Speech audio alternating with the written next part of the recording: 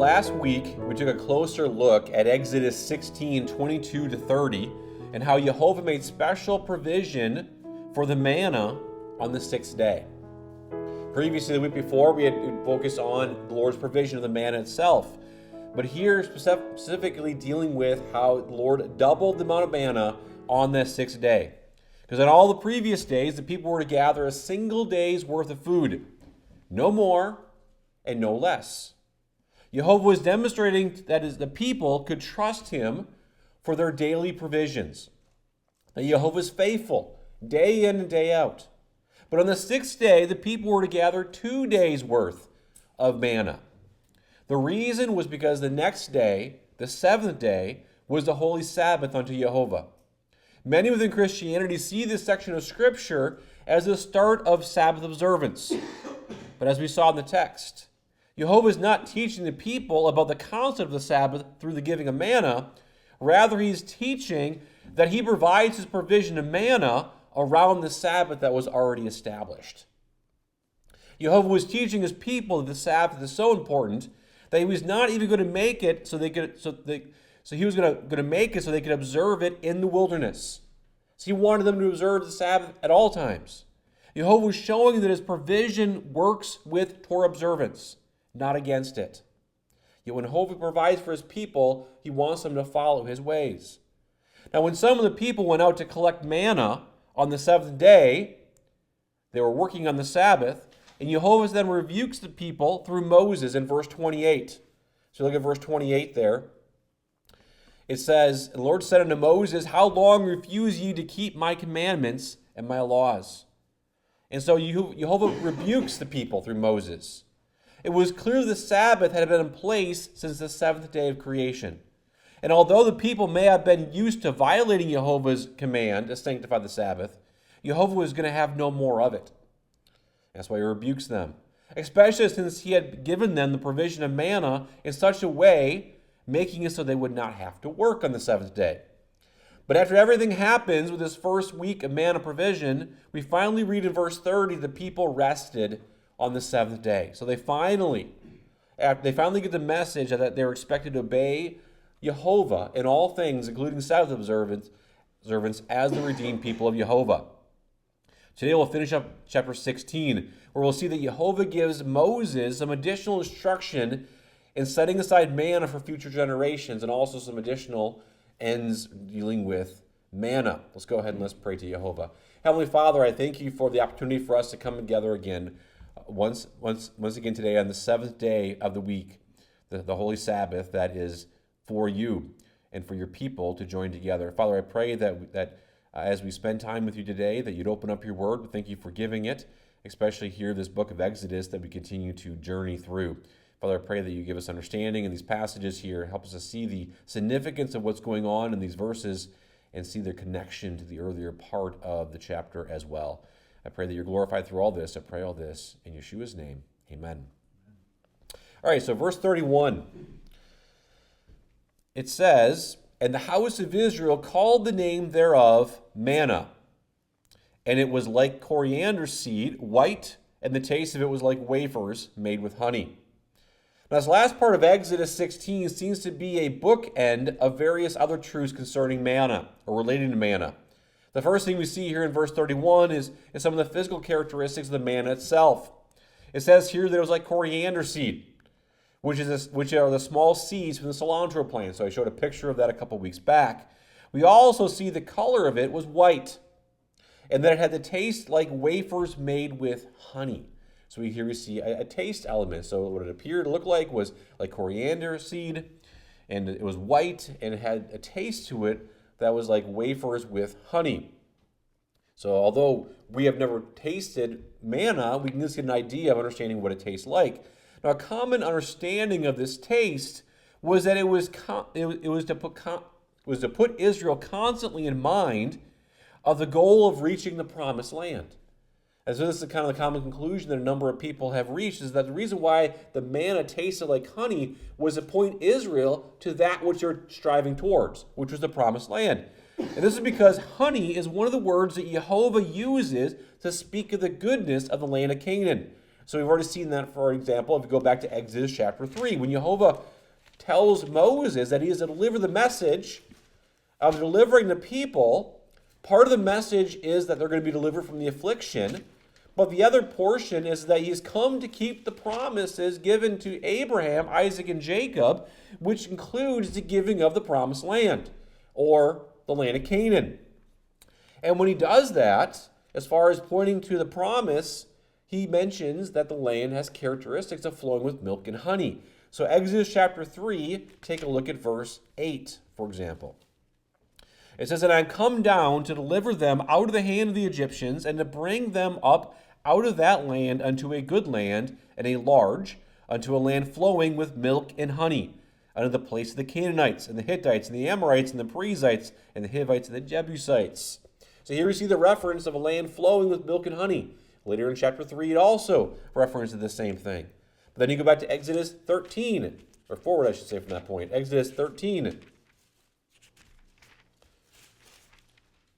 He's now delivered them from the hand of the Egyptians, chapter 12. And then in chapter 13, now they are going forward after deliverance. And we see in chapter 13 and verse 5, it says, "And it shall be, when the Lord shall bring thee into the land of the Canaanites, and the Hittites, and the Amorites, and the Hivites, and the Jebusites, which he sware unto thy fathers to give thee, a land flowing with milk and honey, and thou shalt keep this service in this month." And so it's like the Lord is continually comparing and pointing this promised land he's going to give them with the land flowing with milk and honey. So obviously those references to milk and honey is pointing to how it is a land full of bounty and provisions and goodness. And so here we have, as the Lord is providing for his people with spiritual food, the food of angels as it refers to in the book of Psalms, its taste, it says here in Exodus 16, it says that it has a taste of like wafers with honey. And so is this coincidence? Many don't see this as a coincidence. And this idea that we see this in Exodus 3 and Exodus 13, and we see it 12 additional times in Leviticus, Numbers, and Deuteronomy. So it's like not like God is just only saying this here, but as he draws them closer to the promised land, he continues to use this statement of a land flowing with milk and honey. So 12 additional times, even after the times we just looked at here in Exodus 13.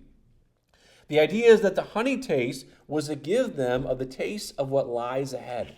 And so I don't think this is a far stretch when you consider how this word is used. And so this is what we should need to do. When we see references being laid out in Scripture, we need to ask ourselves a question. How is this word significant? Has it been used before? Has it shown up before? And if it has, what is it connected to? And would this word be significant in what it points to? And so it seems like there's definitely a connection there. Now, something to note before we move on here is we can see in 1631, it says, "And the house of Israel called the name thereof Manna." So we can see here a reference to the house of Israel. Here in the context, it's the 12 tribes that are one unit, and the reference refers to Israel as a whole. Later, the same term will be used after the 12 tribes are divided into the two houses. Remember, the northern kingdom is referred to the house of Israel, and the southern as the house of Judah. And so you need to consider the context here. So even though we see this now, it's almost like this is how God wanted this to be. He wanted this to be one whole house of Israel. But eventually the northern kingdom takes on that title, House of Israel. So we see here that reference, so don't be confused. So you got to take a look at the context and the timing of the book of what you're looking at. So yes, back at this point here, it does refer to the unified piece of it, but clearly elsewhere, without looking at those today here, it's referring to the 10 northern tribes. All right, move on to verse 32. "And Moses said, This is the thing which the Lord commandeth. Fill an omer of it to be kept for your generations, that they may see the bread wherewith I have fed you in the wilderness, when I brought you forth from the land of Egypt." The next thing we see in this text is a command that Jehovah has declared to be done with the manna. They are to gather an additional omer of manna to be kept for future generations. So remember, every day they're supposed to go for days 1 through 5, collect an omer worth of manna. And then on day 6, 2 omers with. Here, Moses says that the Lord has commanded that they gather an additional omer to set it aside for future generations. The reason is so that future generations could see the manna that Jehovah had provided his people in the wilderness. So they could see, not so they could eat it, but so they could see it. Now, a couple of immediate observations here. First, we see that the exact same amount as the people would gather for themselves is gathered. So we see the exact same amount. So what this tells us, so not only would this show what and how Jehovah had fed them with, but it also would show the exact quantity that was able to satisfy the people in the wilderness. So they would see exactly, well, what is this omer? What did it look like? What did they gather? And so they would say, hey, here's an example of what we gathered, an omer's worth of manna. A second observation is that this showed Jehovah was the one that kept the manna from spoiling. Consider this for a moment. How long did the manna last that they gathered on days 1 through 5? How long did it last? Yeah, about 24 hours. And how long would the manna last that they gathered on the 6th day? Yeah, about 48 hours, exactly. And so the reason why the manna didn't spoil right away and lasted 24 hours is because the Lord enabled it to not spoil. He preserved it for the 24 hours. And the reason why it lasted for about 48 hours is Jehovah preserved it so that it would last 48 hours. But this manna right here that we read about in verse 32, when gathered, would not last for 24 hours. It wouldn't last for 48 hours. It would last for generation to generation. Interesting, isn't it? One pot that was collected the same day all the rest of the stuff was collected would last for generation to generation and not spoil. Whereas the rest of the stuff that was collected the exact same day would spoil, whether it was on day 1 or 1 to 5 or day 6, so 24 to 48 hours later. And so here, for generation after generation, this single pot of manna would not spoil. You see, it's like Jehovah is teaching a truth that he is the ultimate sustainer here. That he can pick and choose who he wants to sustain, what he wants to sustain, and how long to sustain it. And so he's teaching a truth here to say, I can make anything do what I want it to do. He can take something that's very temporary, which is what the manna represented, because it would melt as soon as the sun came up in the heat of the day, and make it last as long as he wants. Here, this manna that would have been taken on one of the 6 days would have lasted generation to generation, so that they could see firsthand how Jehovah had fed his people when he brought them from the land of Egypt. And so again, take a look at verse 32. It says here, fill an omer of it to be kept for your generations, that they may see the bread wherewith I fed you in the wilderness when I brought you forth from the land of Egypt. And so here's the emphasis. The Lord wants future generations to understand how did he feed them, how did he take care of them, how did he provide for them. And not just in the wilderness, but the point that's being made here from the point of taking them from the land of Egypt. He brought them from the land of Egypt. So he brought them from servitude, from bondage, to provide for them. That's the point he's making here. I pulled you out of a bad situation to provide for you daily, constantly, shower blessings upon you. And this is probably a good place to remind ourselves about how Jehovah is using the items from the first Exodus to teach his people anticipating the greater Exodus. And so we've dealt with this a number of times. And when we talk about manna, it's no different. And what will happen and how Jehovah will provide. We see here an emphasis in the text that the manna provision is connected to Jehovah leading his people out of captivity. That's what's emphasized here in 32. These words are not necessary, but they're brought out to call our attention to this manna connected with leading his people out of captivity. When Jehovah tells his people he is going to lead them out of the Babylonian captivity, he reminds them how he provided for them from Egypt. And for example, if you take a look at Isaiah 48, so we were just here last night. Take a look at Isaiah 48.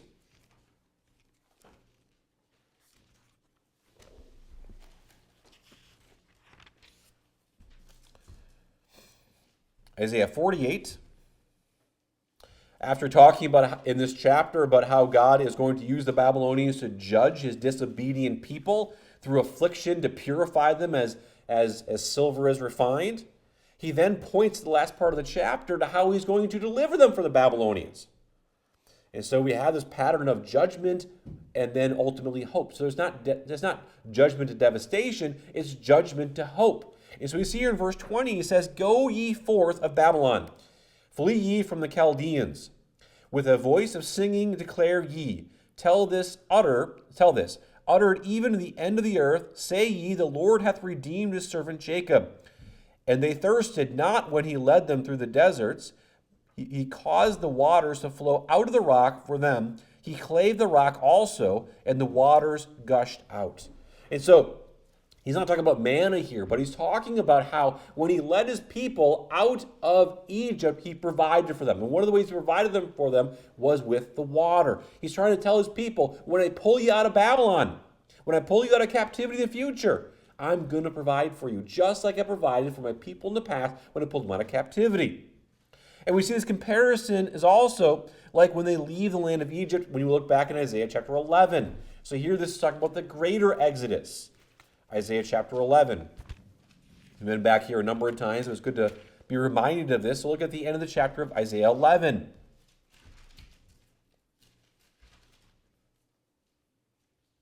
So here we're talking about he's going to regather his people and reunite the two houses of Israel.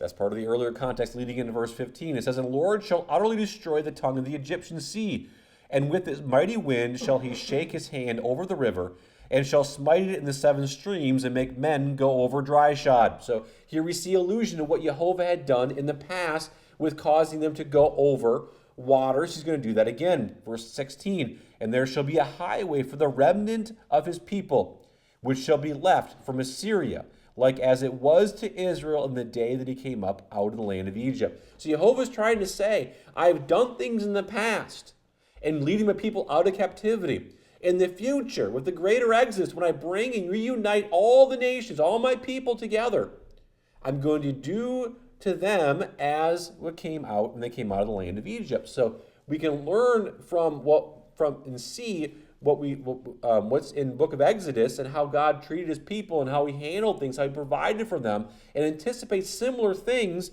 when we look forward to Jehovah's great deliverance from captivity.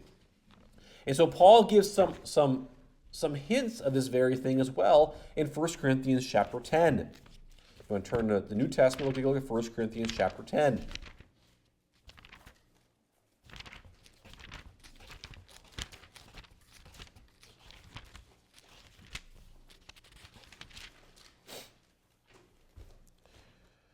First Corinthians chapter 10 and verse 1.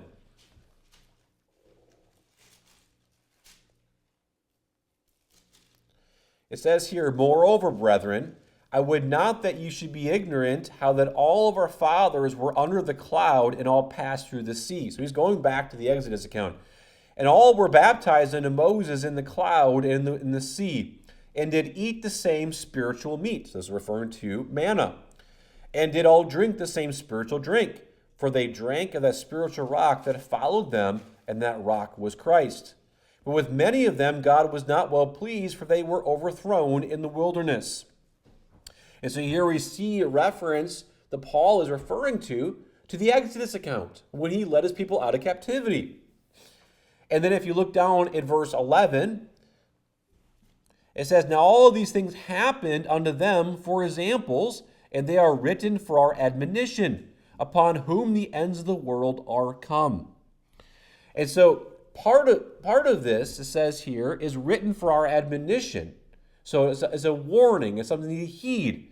But it also says here, upon whom the ends of the world are come. Well, who's the ends of the world come? The last generation.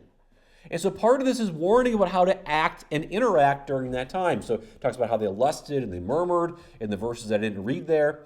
But we also see reference in the verses I did read to Jehovah's provision.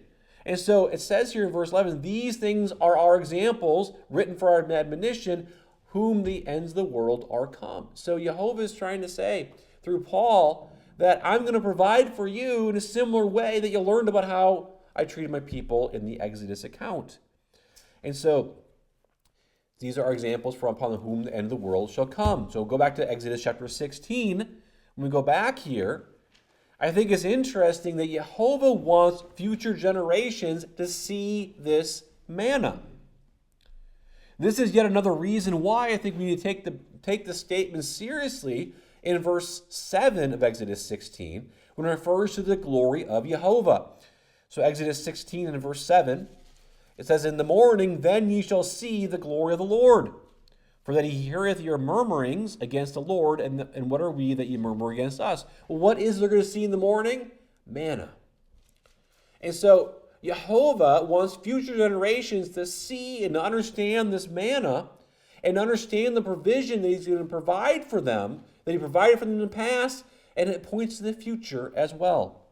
So going back here to where we left off in the end of the chapter here, moving on to verse 33. So this little section here continues on. It says, "And Moses said unto Aaron, Take a pot, and put an omer full of manna therein, and lay it up before the Lord to be kept for your generations." So here we can see that even though in the previous verse it seemed like the instruction was to the people as a whole, the action to gather up the manna was done by Aaron. So it's almost like an announcement happens to everybody, but the instruction is specifically pointed to Aaron. And so the action to gather up the manna was done by Aaron. But notice that we have a second statement that this was to be kept for their generations. So go back to verse 32 to start with. It says here, "Fill an omer of it to be kept for your generations, that they may see the bread wherewith I have fed you in the wilderness, when I brought you forth from the land of Egypt." So we see here for your generations. So it seems like to the people as a whole. Verse 33. "And Moses said unto Aaron," so he's talking to Aaron now, "Take a pot and put an omer full of manna therein, and lay it up before the Lord to be kept for your generations." So we see in both verses the reference to generations. But the difference between the two statements, there's a difference between the two of them. The first is that the statement of verse 33 seems to be speaking to the offspring of Aaron. So take a look at verse 33 again. "And lay it up before the Lord to be kept for your generations." So your generation, he's speaking to Aaron here.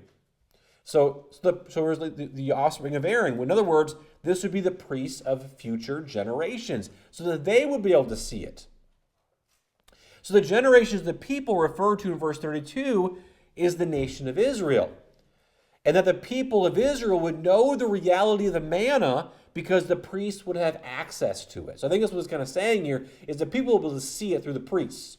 And the priests would have firsthand access to the manna because Aaron laid it up. Now, I think this makes sense because, first of all, so two reasons. First of all, it's hard to imagine all the people would have access to this omer of manna. So imagine you got millions of people. And so it's almost like you end up at this shrine or this museum type of thing where they're all coming in future generations to either the tabernacle or the temple to see this manna.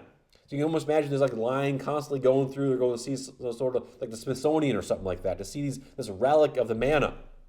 And so it's hard to imagine all the people would have access to it this way, like going to a museum to see this pot of manna on display. And the second reason is the place where this pot of manna would be kept, which should cause us to pause and say, well, does this really mean that I have access to all the people or just the priests? So moving on here to verse 34. So let's consider this verse. It says, "And the Lord commanded Moses, so Aaron laid it up before the testimony to be kept." Again, it says, laid it up before the testimony to be kept. Now we can see that the pot of manna was laid up before the testimony. So you see the word testimony. Now the question naturally becomes, what's the testimony? Now you'll notice the translators have chosen to capitalize this word testimony, capital T, even though the distinction of capital letters does not exist in the Hebrew language there. And so you don't look at the Hebrew and say, oh, capital letter, this is a capital letter T for testimony. But this word testimony is the Hebrew word aduth. Now the next time this word aduth appears is in Exodus 25. So the first thing we should ask ourselves, what is this aduth? What is this testimony? And so you'll look to see where else is the word used. The next time this word is used And this is Exodus 25 is the second time this word appears. If you take a look at Exodus 25. So Exodus 16 is the first time this word appears in this form. But in Exodus 25, we see it appear a number of times. And if you look at verse 22, so Exodus 25:22, we get the definition. And there I will meet with thee, and I will commune with thee from above the mercy seat, from between the two cherubims which are upon the ark of the testimony, of all things which I will give thee in commandment unto the children of Israel. So here we see a reference to the ark of the testimony. So the ark, I think most of us heard of the Ark of the Covenant. One of the other titles for the ark is the Ark of the Testimony. And the reason why it's called the Ark of the Testimony is because the testimony is put inside of the ark. So for example, if you look back earlier in Exodus 25, take a look at Exodus 25:16. It says, and thou shalt put into the ark the testimony which I shall give thee. So here we see the testimony goes into the ark. Take a look at verse 21. And thou shalt put the mercy seat above upon the ark, and in the ark thou shalt put the testimony that I shall give thee. And so here we see the testimony goes into the ark. And so that's why when you get to verse 22, it's referred to as the Ark of the Testimony. So verse 22 again, there will I meet with thee, and I will commune with thee from above the mercy seat, from between the two cherubims, which are upon the Ark of the Testimony. So we see here a reference to the testimony. Well, what's the testimony? Anybody have any ideas? What do you think the testimony is?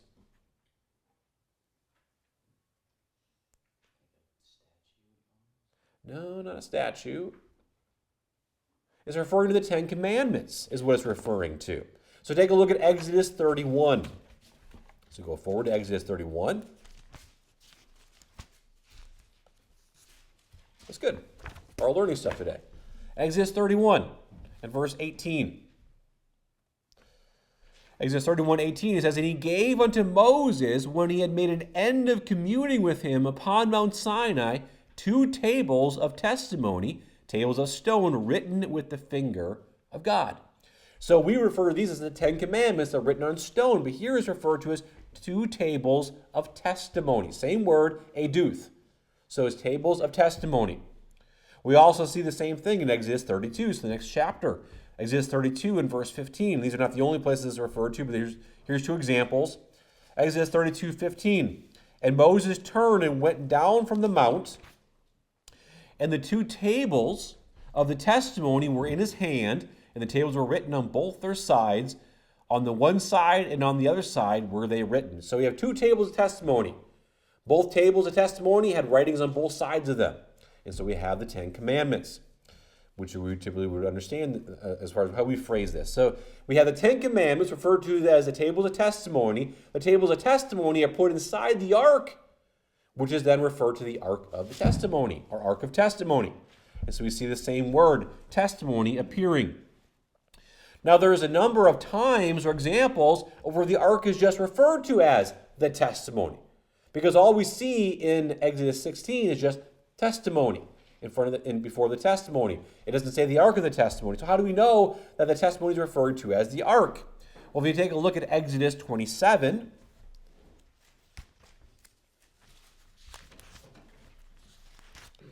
take a look at Exodus 27 in verse 21. Exodus 27:21.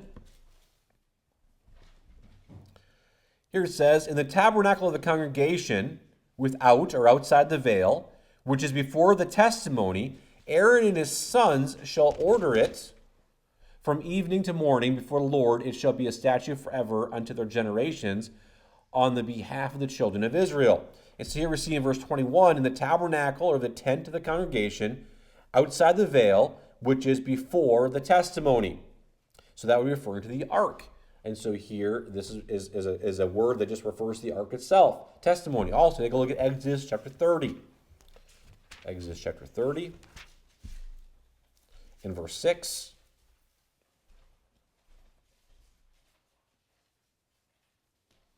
It says, thou shalt put it before the veil, that is by the ark of the testimony, before the mercy seat that is over the testimony, where I will meet with thee. Now the question is the testimony here refer to the tables, or is it refer to the actual ark itself? Because the mercy seat says it sits on top of the ark. And so the ark is separate than the mercy seat. So there are two different pieces there. And so we see here a single word, testimony here. So in Exodus 16, when you go back to Exodus 16, when the text refers to the testimony, it seems to be referring to the ark. So again, we'll take a look at our verse here. In verse 34, it says, as the Lord commanded Moses, so Aaron laid it up before the testimony to be kept. And so when we see here in Exodus 16, this really appears to be a reference to the Ark of the Testimony, or the Ark of the Covenant, or the Ark itself. And this is an interesting statement. Why do you think one of those interesting statements, this is interesting for a certain reason? Not made yet, exactly. So how can it be stated to lay it before the Ark of the Testimony if the Ark doesn't exist yet? And so this is one of the primary reasons why this is an interesting statement. So Moses has not yet received the instructions to build it, nor does he have the plans how to build the Ark of the Testimony yet. So when we look at this verse, this seems to be an editorial insertion by Moses when he wrote everything down.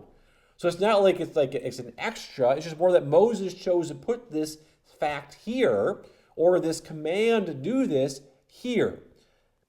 So we can see also by the next verse that this verse reads the same way, like it's an editorial insertion to say, hey, this is also truth about this stuff that I want you to lay out right here. So take a look at verse 35. We're not going to cover this yet. We'll a little bit later here in the message. But it says in verse 35, and the children of Israel did eat manna 40 years until they came to a land inhabited.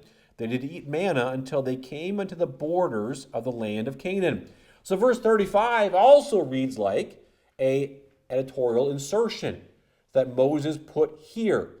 That Moses wrote this verse at the end of the 40 years of wandering in the wilderness. It's like Moses put this command to put a pot of manna aside here because he's dealing with all the different manna topics at one time. So that's what it kind of seems like going on here. Because when you read through Exodus, Leviticus, Numbers, and Deuteronomy, we see a couple references to manna, but not very much. It's almost like all the different topics are kind of being dealt with here to kind of lay out, well, what is this manna about? What's the significance of it? How long did it last? We can see here that God was providing it on 6 days of the week, double on the 6th day for the 7th day coverage. But how long did that go on? And so this statement here helps us understand it happened for the full 40 years. And so Moses here is giving the declaration of that. So we see this pot being laid up. It seems to be in the same direction. So the question becomes, when would this command be given? Well, I lean towards the end of the 40 years. The first reason is because I do not see the need would have been during the 40 years while they would have been provided for in the wilderness. So if they would received manna 6 days a week for 40 years, why would the manna need to be set aside for future generations until the very end? Could they have done it earlier? Yes, they could have. Second of all, we have this 40-year look back in verse 35, which seems to be an editorial to say, hey, looking back at the end, this is what happened at the end of the 40 years. We realize God did this for 40 years, and he also told us to command this to be done with setting aside the pot of manna. The third reason is when the ark was built, the manna was not immediately put inside of it, at least not initially. Take a look at Exodus chapter 40.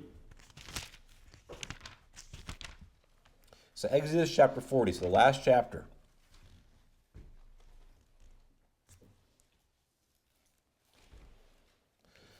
See, here we're almost 1 year later. We're basically approaching the 1 year anniversary of leaving Egypt. So notice as it says here in verse 1 of chapter 40. And the Lord spake unto Moses, saying, on the first day of the first month, so remember they left Egypt on the 15th day of the first month. So this is almost 1 year later. So here's the first day of the first month. Shalt thou set up the tabernacle of the tent of the congregation. And so here we see the timing of it. Now, if we move on to verse 3 through 9, we see everything that goes associated with the tabernacle itself. So let me read starting in verse 3. And thou shalt put therein the ark of the testimony, and cover the ark with the veil. And thou shalt bring in the table, and set in order the things that are to be set in order upon it. And thou shalt bring in the candlestick, and light the lamps thereof. So up to this point, Jehovah had given Moses instruction how to build these things, and they had built them over this period. And so now Jehovah is trying to say, take all the things you've constructed, and I want you to put them in the tabernacle. So we see the reference to the tables and the candlestick and the lamp, lighting it. Verse 5, and thou shalt set the altar of gold for the incense before the ark of the testimony, and put the hanging of the door to the tabernacle. And thou shalt set the altar of the burnt offering before the door of the tabernacle of the tent of the congregation. And thou shalt set the laver between the tent of the congregation and the altar, and shalt put water therein. And thou shalt set up the court round about, and hang up the hanging at the court gate. So you can see everything is being assembled from inside out, except for the ark itself. Verse 9, and thou shalt take the anointing oil and anoint the tabernacle and all that is therein, and shall hallow it and all the vessels thereof, and it shall be holy. And so it goes on further. And so here you see, though, the ark of the testimony is connected with the setting up of the tabernacle. Now, if we go all the way down to verse 20, it says here, and he took and put the testimony into the ark. So that we reference to the Ten Commandments. And set the staves on the ark, and put the mercy seat above upon the ark. So here you see some of the connections. The mercy seat is separate from the ark. So the testimony goes into the ark, the mercy seat goes on top, and they put the staves on the ark. Verse 21, and he brought the ark into the tabernacle, and set up the veil of the covering, and the covering of the ark of the testimony, as the Lord commanded Moses. And so we see a specific mentioning of putting the testimony into the ark. And then he brought that into the tabernacle. Now there's no mention of manna here. And so we all we see here is an emphasis on the testimony. So it seems like when they first put the testimony in the ark, the manna was not there, which is 1 year later. So it seems like the manna wasn't put into the ark until sometime after this. Now we know that it was associated with the ark. The manna was, because if you take a look at Hebrews chapter 9, so go to the New Testament, Hebrews chapter 9,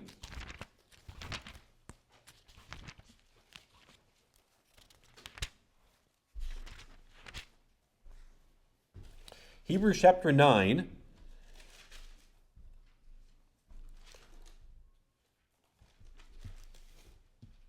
and we'll see it in verse 4, but let's start with verse 1 to begin with. So Hebrews chapter 9. It says, then verily the first covenant had also ordinances of divine service, and a worldly sanctuary. For there was a tabernacle made, the first, wherein was the candlestick, and the table, and the showbread, which is called the sanctuary. And after the second veil, the tabernacle, which is called the holiest of all, which had the golden censer, and the ark of the covenant overlaid round about with gold, wherein was the golden pot that had manna, and Aaron's rod that budded, and the tables of the covenant. And so here we see in verse 4, the ark contained, or at least associated with the ark, the Ten Commandments, Aaron's rod, which was instructed in Numbers 17:10 to be put with the ark, and the pot of manna.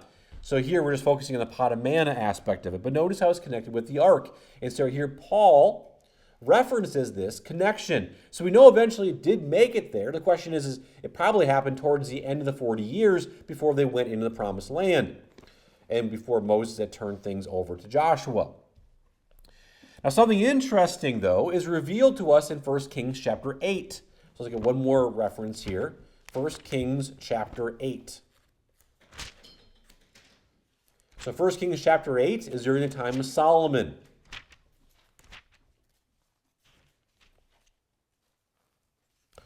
First Kings chapter 8. Take a look at, start with verse 9. 1 Kings 8 and verse 9. It says here, there was nothing in the ark save or except the 2 tables of stone which Moses put there at Horeb when the Lord made a covenant with the children of Israel when they came out of the land of Egypt.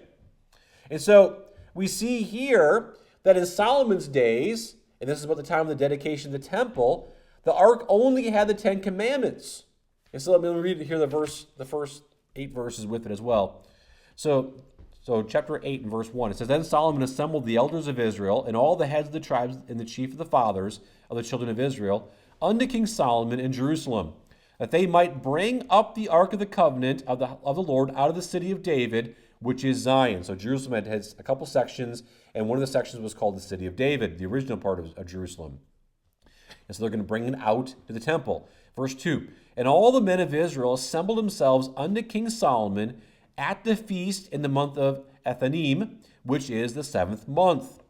And all the elders of Israel came, and the priests took up the ark, and they brought up the ark of the Lord and the tabernacle of the congregation, and all the holy vessels that were in the tabernacle, even those did the priests and the Levites bring up. And King Solomon and all the congregation of Israel that were assembled unto him were with him before the ark, sacrificing sheep and oxen that could not be told nor numbered for multitude.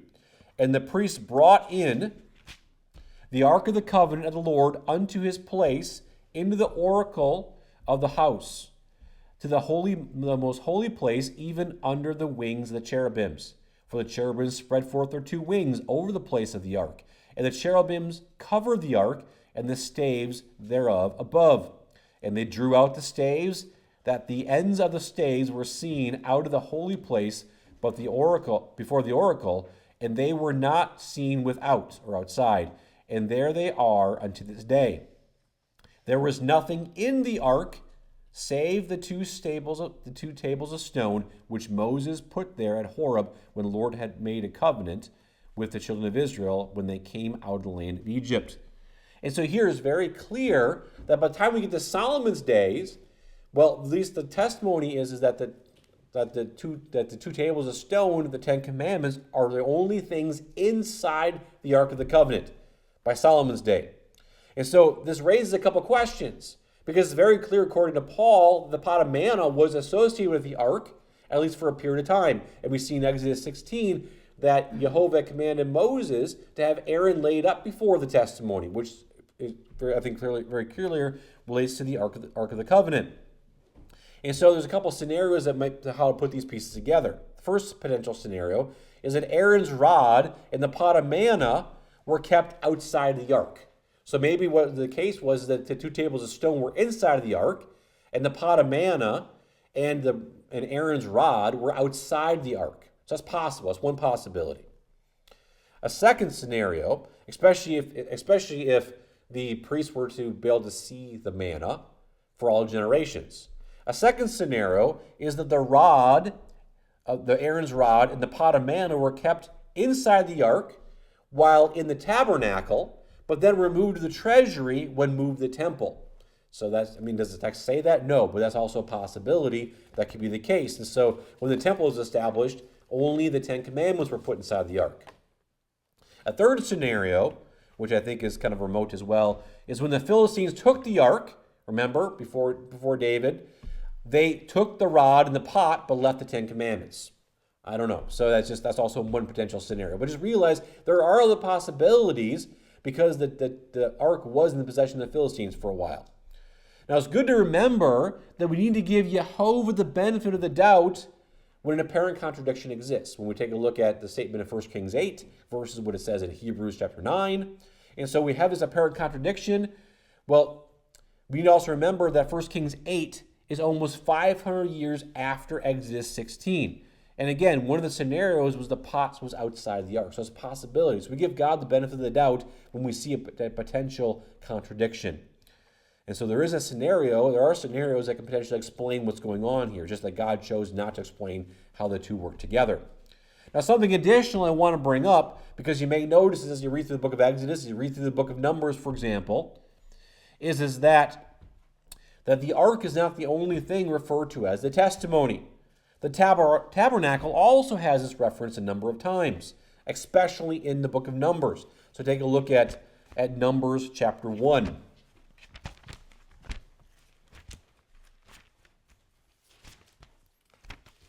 So Numbers chapter 1.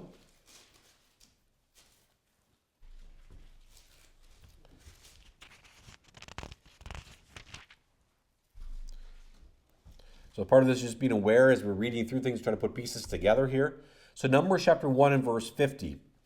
It says, "But thou shalt appoint the Levites over the tabernacle of the testimony, and over all the vessels thereof, and over all things that belong to it. They shall bear the tabernacle and all its vessels thereof, and they shall minister unto it, and shall encamp round about the tabernacle." So here we see early on that it's referred to as the tabernacle of the testimony. Also, look at verse 53.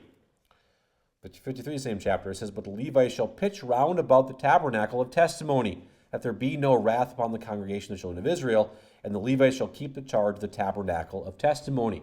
So twice here, this verse was referred to as the tabernacle of testimony. Even back in Exodus, it also has this reference. In Exodus chapter 38. So it's not like Numbers changes something, but even in the midst of Exodus, we do have a few references like this as well. Exodus chapter 38 and verse 21.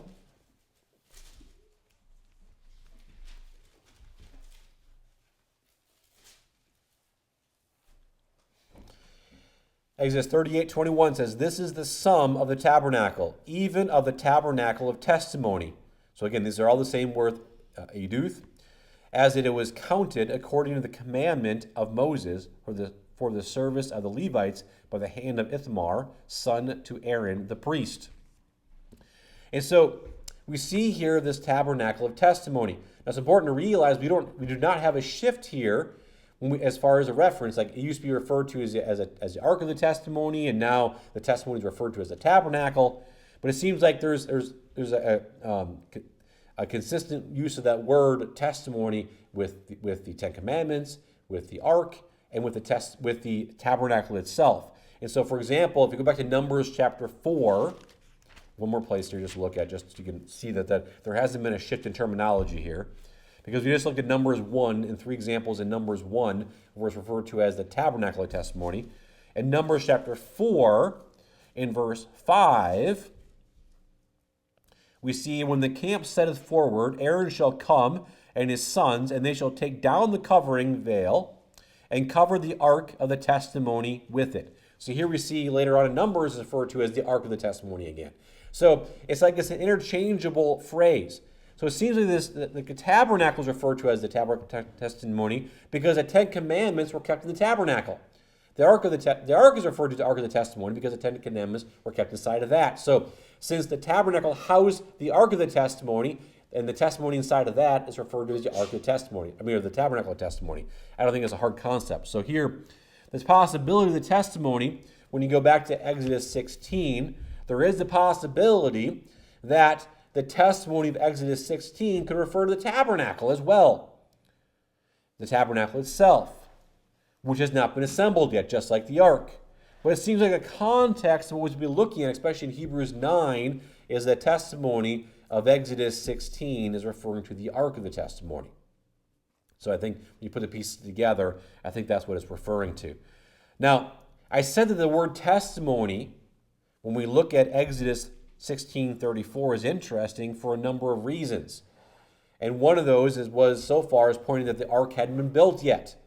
But a second reason is that I believe Moses put this command to lay up the manna with the testimony is significant. It's more than out of the convenience where Moses just puts a bunch of items related to the manna here in Exodus 16. But rather, I believe this is the Holy Spirit giving direction of what to do here. The reason is because of the word testimony, which I said is the word eduth. This is the first time this Hebrew word appears in this form right here. However, you may have noticed that this word eduth sounds very familiar or very similar to the word that we saw back in Exodus 16 and verse 1. So a reminder here, go back in Exodus 16 and verse 1. Exodus 16 and verse 1 says, "And they took their journey from Elam, and all the congregation of the children of Israel came unto the wilderness of sin. And so here we see this congregation of the children of Israel. Now the word behind congregation here, and also a little bit later in the chapter, and we saw that earlier as well, is the Hebrew word adah. Adah, which means, does anybody remember, what does adah mean? It means witness or testimony. So adah is just another form of that same word as aduth. So adah, translated as congregation here, aduth, translated as testimony with a capital T in verse 34. And so what becomes very clear when one reads the Hebrew is there is a contrast of testimonies going on in the chapter. There's a contrast of the testimony of the children of Israel versus the testimony of God. See, there's the murmuring testimony of Israel, and there's the faithfulness and the provision testimony of Jehovah. So it's like Jehovah wants the manna associated with his testimony, not the testimony of murmuring. It's like Moses putting this here under the inspiration of the Holy Ghost to say that this type of testimony that you are supposed to be is supposed to be a testimony of faithfulness. You're supposed to be faithful to Jehovah every day, just like Jehovah is faithful in keeping his promises and giving provision. The redeemed is expected to be faithful to him without murmuring.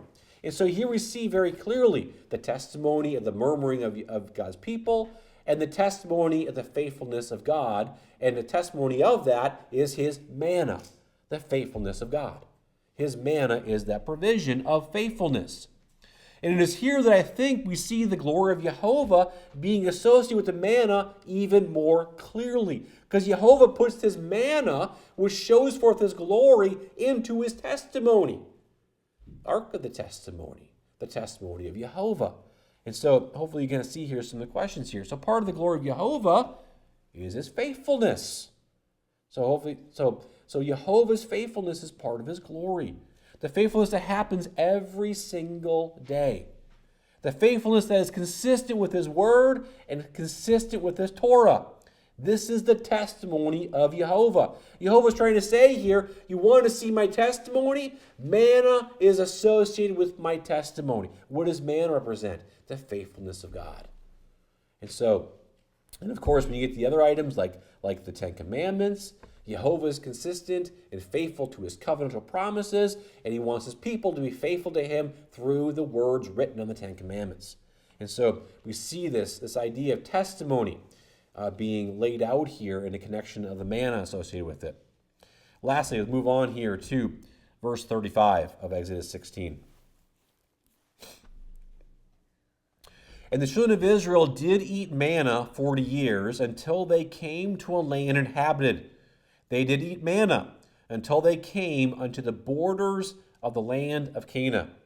So here we see that Jehovah was faithful in providing manna for his people during the 40 years while they're in the wilderness.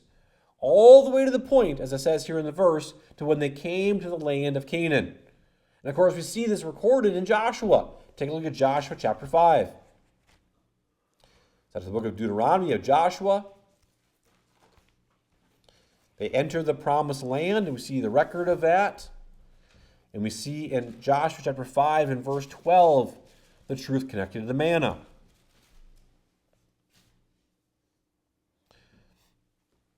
It says here,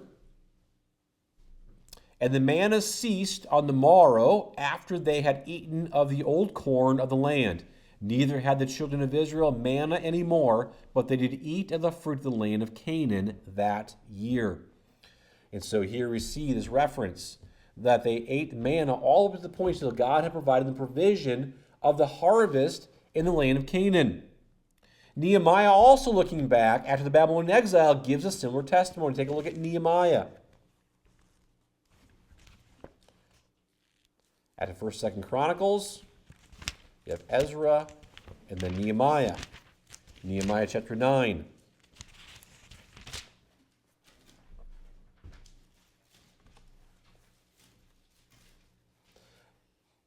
It's a significant statement that Jehovah provided for them for the full 40 years. Daily, he was faithful to them. Nehemiah chapter 9, take a look at verse 20. Nehemiah 9:20. It says, "Thou gavest also thy good spirit to instruct them, and withheldest not thy manna from their mouth, and gavest them water for their thirst." So here we see the manna and the water. "Yea, 40 years didst thou sustain them in the wilderness, so that they lacked nothing. Their clothes waxed not old, and their feet swelled not." And so here we see the faithfulness of Jehovah. All 40 years, they lacked nothing. And so when we go back to Exodus 16, the editorial note here by Moses helps us understand that although we do not see additional references to the man in the rest of Exodus or in Leviticus at all, and only a handful of references in Numbers and Deuteronomy, Jehovah was indeed faithful in providing manna every single day, all the way up to the point they were able to eat of the harvest of the land of Canaan. This is important to keep in mind because during those 40 years, Israel fell into sin many times. But in the midst of that, Jehovah still provided for his people.